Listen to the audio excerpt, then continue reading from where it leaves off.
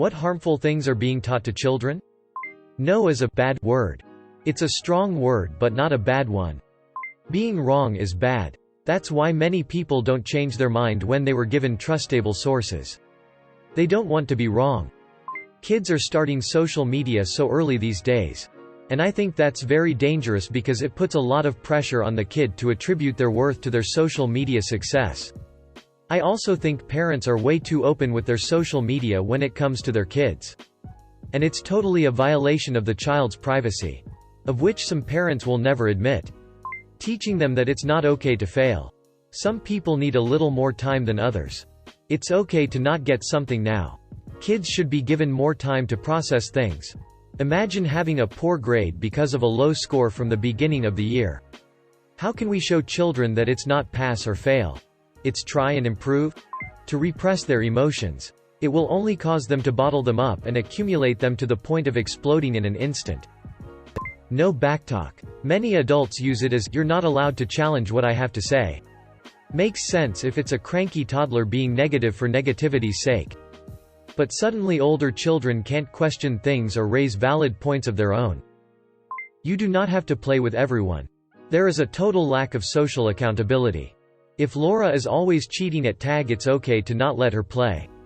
If little Billy throws sand in the sandbox, little Timmy does not have to play with him. Laura and Billy need to learn how to play appropriately. Happened to my son in middle school. A kid sucker punched my son. My son then fought back and pinned the kid against the wall, he has long arms, and punched him a few times. The school called me and my wife and told us our son was suspended.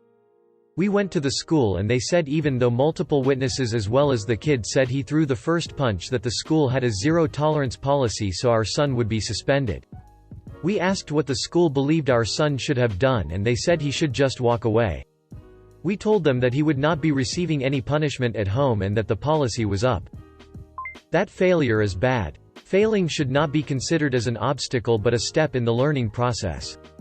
Demonizing the failure and stigma associated with it makes many children lose their interest once they fail. If you have a different opinion than someone, you hate them and that's wrong.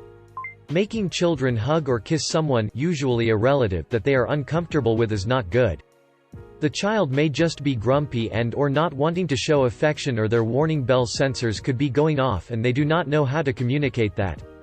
Plus, forcing them to hug, kiss sends mixed messages about personal, physical boundaries and affection itself. Children do learn about at a young age. It just isn't usually in a productive way.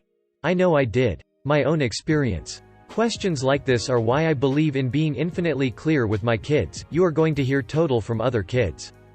If you hear something you don't understand, come talk to me. You can ask me anything and expect a decent answer. And I would give examples of the total I had heard as a kid.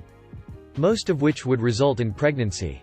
Son, age 6. Daughter, age 7. Riding home from school. Daughter says, Tiffany said she had with my brother. Which left me a grand total of 3 minutes to gather my wits before we got home. Okay. Do you guys know what is? Blank looks. Is when you take off all of your clothes and rub privates together. You can make babies that way. Looks of shock and disgust. Do you think your brother had with Tiffany? No. I think she was using a really bad way of trying to say she likes him. And maybe she watches the wrong TV shows where if people like each other they always have. Were my kids really ready for a talk? No. Not really. They didn't care. Did we really need to have one about then? Yep. My job as a parent is to be there to put things that come up in context for them. Not run around after them deciding what and when they need to know things. That complaining is the same as not being grateful. Can't count the number of times growing up when adults basically told me to shut up whenever I was complaining about something and that I should be grateful that I was born where I was. Like, sure, I'm glad I wasn't born into some starving African family. But that doesn't mean everything is perfect over here and that we shouldn't try to improve things here as well. I think what we're not taught is more harmful. For example, the fact that we never learn, at least in my country, how to fact-check things. In a divorce, the parents may only talk about each other's bad qualities and the kids may have issues with their parents. Probably not harmful. But in kindergarten we were prohibited from playing soccer because it was too dangerous. We were kindergarteners. We probably would stand there and kick the ball. Not go full on FIFA or political views. At ages that children are really too young to understand them. They just spout off their parents' thoughts. She's younger than you. Just let it go. Can't you be more compassionate? You're the older one here in this situation, she's a little child. She doesn't know any better. Absolutely hate this information that was drilled into me since I was a kid. Edit. I think children under the age of 3 are an exception to this though.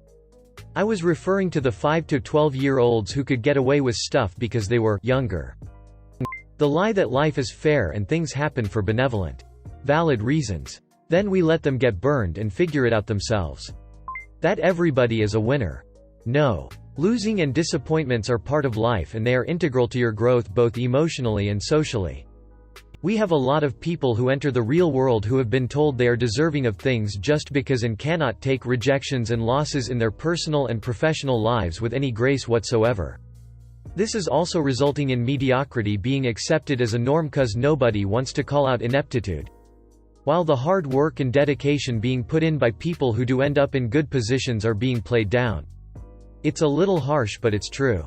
Kids gotta learn how to lose before they can truly start to win. That's the only way being gracious in victory will ever come about. Doing the right thing will sometimes make others hate you. Be prepared for that. Kids today are more aware of consequence and their digital footprint than any generation before.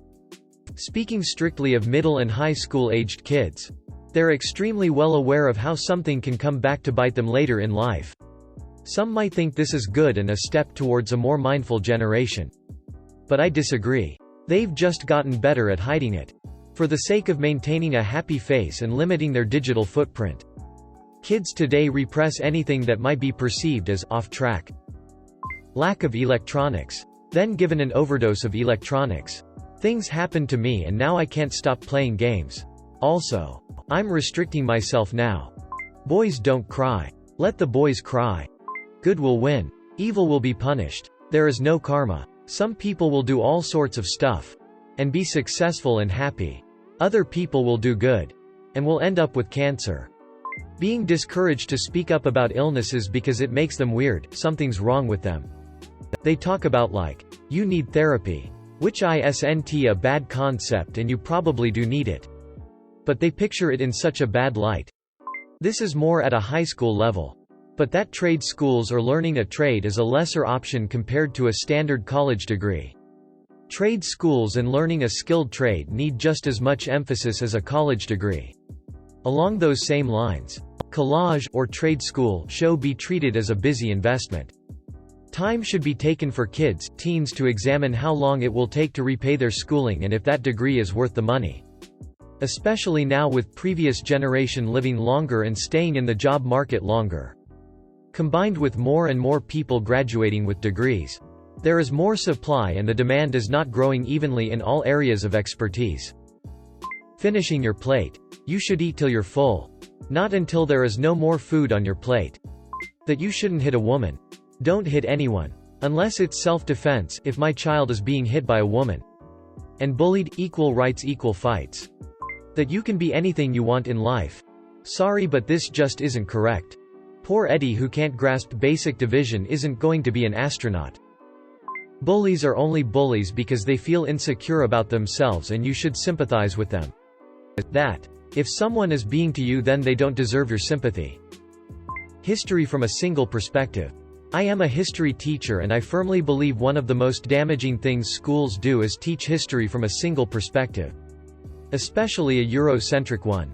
It just isn't how history works and causes lots of issues for any person, group who doesn't share that single perspective. P.S. Teaching what I call great man history is almost as bad. History was made by more than presidents, inventors, and celebrities.